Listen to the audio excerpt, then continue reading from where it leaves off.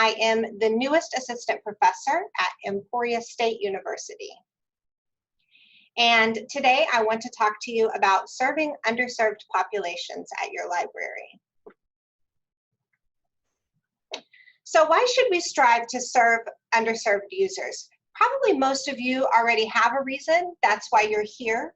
But just in case, let's go over some of the reasons. So our job is to create user-centered services, right? We can all agree on that. Of course, we want to be the best librarians that we can be, and that a huge piece of that is serving underserved population. Our profession is in great need of diversity. And I'm going to talk more about how that ties in with serving underserved populations. So we're achieving multiple goals at once. Librarians have an image problem. We can probably all agree with that, right? No one's sitting around and reading all day. So as we do advocacy, we're helping to get the word out about what we do as librarians and how we are serving the public. It's in our professional ethics. So the ALA talks quite a bit about advocacy.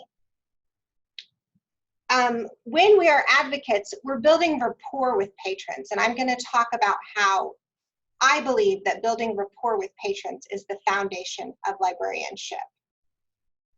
And then lastly, to grow our programming.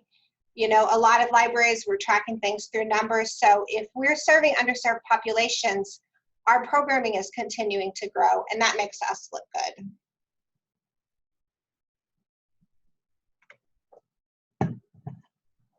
So here's a little bit about me and how I came to study libraries serving underserved populations.